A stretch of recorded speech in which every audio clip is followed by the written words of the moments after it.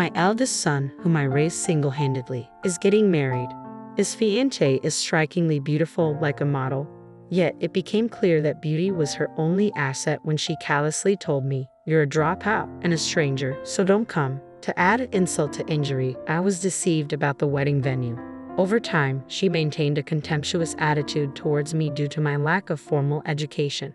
She even portrayed me as the unreasonable mother who supposedly canceled their wedding at the last minute. It was unforgivable. While they were away on their honeymoon, I, Linda, soon to be 57, reminisce about my life. My husband had passed away from cancer the year our second son was born, leaving me overwhelmed with 2 young children. As the new year rolled in, I found solace only in working tirelessly day and night. My eldest son, Paul, stepped up admirably, caring for his younger brother, Thomas, even as a little boy. I did what I could for my boys, and Paul has grown into a remarkable adult. It was a challenge when he decided to enter the workforce straight out of high school. I fondly recall the effort it took to persuade him to pursue college, a distant memory now. After graduating, he secured a position at a prominent trading company and began forging a promising path. Apparently, Paul has a girlfriend whom he plans to marry someday. He expressed his desire to introduce her to me, which was somewhat unexpected given his intense focus on his career. I had imagined he would marry much later, but I genuinely felt joy knowing he wanted to start his own family soon. Having not been the most attentive mother, I worried whether he would value starting a family. However, all my concerns dissolved as Paul's wedding approached. I eagerly anticipated meeting his partner and eagerly awaited the day of their introduction. The woman who entered was slender and breathtakingly beautiful, momentarily leaving me speechless. I wondered where Paul had encountered such a beauty. When Paul introduced her, I was surprised to learn she was an actual model. He had met Sarah through his advertising work at the trading company. Sarah, 24 years old, appeared vivacious and made a favorable initial impression, though something nagged at me. She glanced around our home without hesitation, almost assessing her future in-law's residence, which unsettled me. Moreover, her refusal to even touch the coffee I offered didn't sit right with me. When Paul stepped away to take a work call, Sarah and I found ourselves alone for the first time. It was an awkward moment, and we struggled to initiate a conversation. "You'll soon be my daughter when you marry Paul, so feel free to talk about anything." I attempted to break the ice. To my surprise, Sarah looked taken aback by my words and then uttered something astonishing. "No need. I wouldn't seek advice from someone who didn't finish school," she said with a polite smile, leaving me momentarily stunned. Her smile seemed sincere as she continued, "Yes, I did leave school early, but I had my reasons. My father passed away when I was in middle school, leaving me, my younger brother, and sister with our mother. She worked tirelessly to support us, but there were limitations. I made the decision to start working right after middle school, against my mother's desperate pleas for me to at least finish high school. I have no regrets about that decision even now." I was taken aback and completely unprepared for her condescending attitude towards my education. It caught me completely off guard. "Well, I have a higher education than you, so what would I gain from consulting someone beneath me?" she remarked with a laugh, leaving me speechless. Now, the prospect of her becoming my daughter-in-law was starting to give me a headache. "Looks like you two were getting along well while I was on the call," Paul said upon his return, cheerfully breaking the tension. Sarah responded with a graceful smile, seemingly brushing off the earlier incident. "She's a delightful mother. I'm sure we'll get along just fine," she remarked. Hearing that, I almost choked on my coffee. Sensing my distress, Sarah asked with a laugh, though her eyes betrayed a lack of warmth. I sighed quietly, apprehensive about what the future held. My initial encounter with Paul's future wife, Sarah, was less than ideal. She repeatedly belittled me for dropping out of school, albeit seemingly without malice. Despite her unintended hurtful remarks, I struggled with the idea of her becoming a part of our family. Nevertheless, because she was Paul's choice, I attempted to accept her. After that first meeting, Sarah never visited our home again. I inquired with Paul about their wedding plans, and he assured me everything was proceeding as planned. He had already met her well-educated parents, both graduates of prestigious universities. They had first met during a seminar at the university where Paul himself had graduated from, and Sarah's parents had grown quite fond of him. When I asked Paul about arranging a meeting between both families, he awkwardly replied, "I'm good for now," leaving me puzzled about what he meant.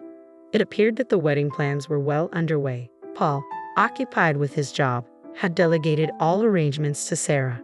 Since Paul seemed satisfied, I find it difficult to intervene. At least he's handled meeting her parents with proper etiquette. Despite my reservations, I've chosen to observe quietly. More than 6 months after our initial meeting, Sarah reached out to discuss the wedding. Invitations had already been dispatched to various guests. They'd chosen a luxurious hotel venue, indicating a substantial gathering of over 100 guests. It's shaping up to be quite a lavish affair, a rarity these days. It sounds like you're planning quite a grand wedding, I remarked. Yes, my father owns a company, so through various connections, the guest list expanded, she explained. As I listened to Sarah, I started to have concerns about the planning on the groom's side. Paul has left everything to Sarah. I'm worried if they've considered the seating arrangements. I know Paul has left everything to you, but could you let me know who's coming from his side? I wouldn't want to be rude by not recognizing someone, I asked.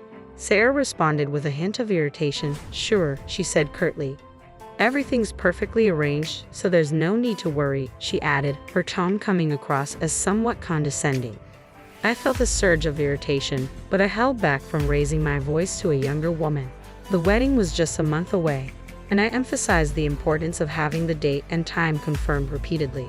I asked Sarah for an invitation, but she explained they were only printing the necessary minimum. She didn't send one. We're trying to keep costs down, she said, leaving me unable to press further. I made sure to mark the date on my calendar so as not to forget. Paul had moved to a new house the previous week. The move seemed sudden, and I was left bewildered as I watched the movers take away his belongings. Paul, apparently unaware of the exact moving day, returned that evening to find his things gone. He chuckled it off, attributing it to Sarah's planning, and headed to his new home. I realized I didn't even know his new address. I assumed he would reach out to me, but so far, I haven't heard anything. On the wedding day, I dressed up and made my way to the hotel. Despite the celebratory atmosphere, I had some unresolved feelings toward Sarah. I felt like I wasn't being respected as the mother of the groom. As I entered the hotel lobby, guests, presumably from the bride's side, were gathering. I didn't recognize anyone, confirming they were likely Sarah's relatives. Making my way to the groom's waiting room, I encountered a scene that left me utterly stunned. Sitting together were a bride and groom, surrounded by elegantly dressed men and women. Assuming these were Sarah's parents, I was taken aback. However, I soon realized they weren't Paul and Sarah at all, but complete strangers.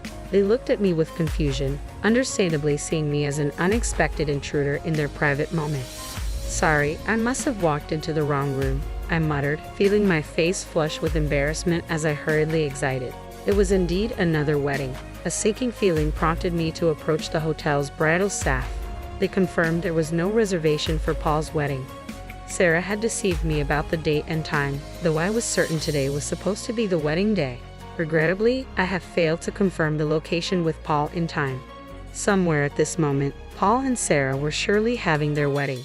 It dawned on me that Sarah had orchestrated this to ensure I wouldn't attend. I quickly dialed Sarah's number. She picked up immediately. What is the meaning of this? I demanded, my voice tinged with frustration. Sarah let out a heavy sigh. How inappropriate to disrupt such an important day, she scolded. She sounded alone. There was no one else around her. Sarah, you're the one being unreasonable. Why would you lie? I began, but she cut me off sharply. People who didn't finish school are strangers here, so leave, she declared coldly. Her words hit me like a blow. I seethed, thinking about the lengths she had gone to humiliate me. Paul, I understand, I said firmly. But it was too late to salvage the situation and make it to the wedding. My main worry was how Paul must have felt in my absence. In the end, I couldn't attend and returned home. The next day, I was awakened by a call from Thomas, who works overseas and had regretfully informed us he couldn't make it back for Paul's wedding. Paul reached out to me, revealing that he hadn't shown up at the wedding either. He explained, it seems Sarah had contacted Thomas, and somehow the story got twisted into me opposing Sarah and canceling the wedding at the last minute. Paul was seeking advice from Thomas on how to handle the situation. Sarah's manipulation was nothing short of remarkable.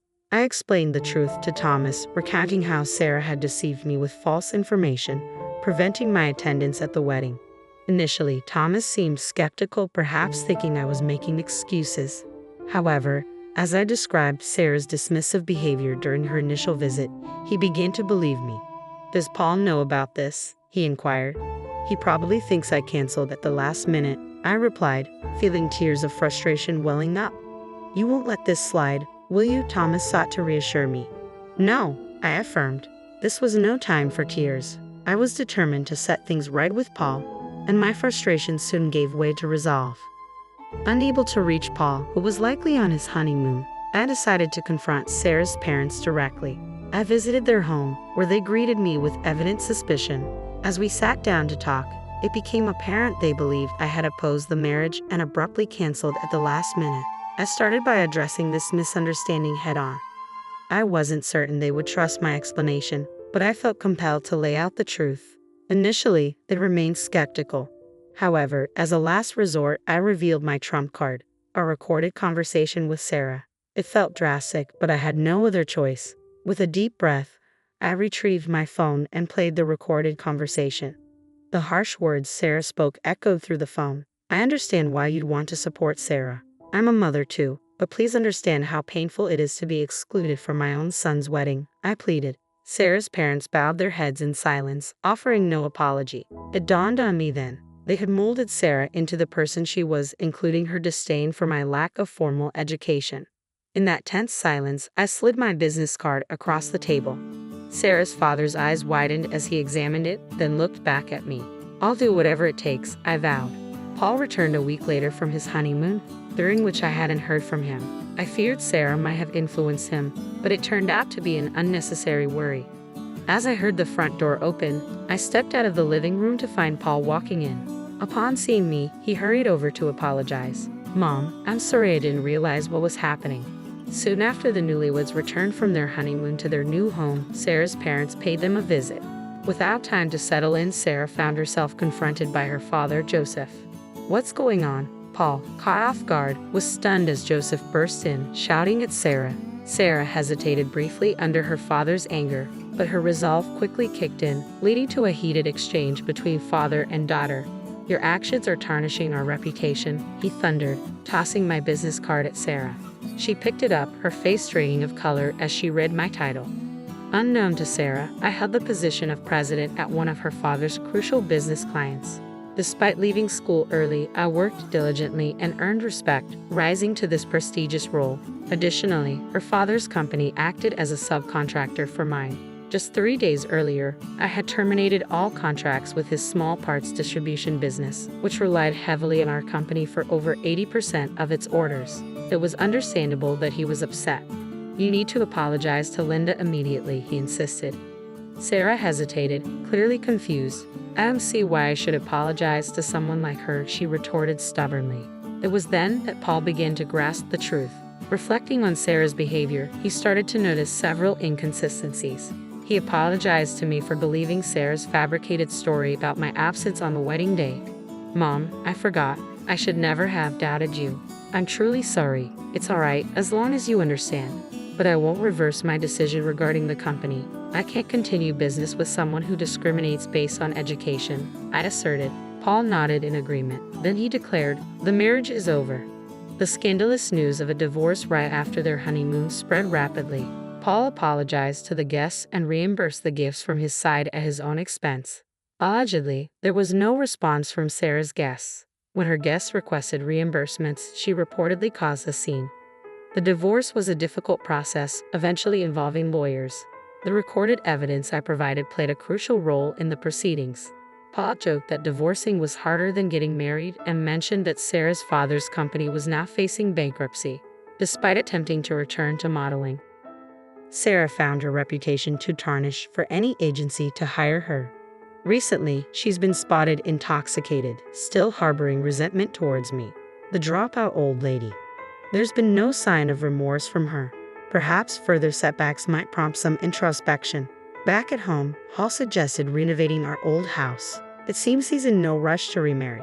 I'll focus on my career, just like you, Mom, he said, bringing me joy. I felt reassured that I have fulfilled both parental roles effectively.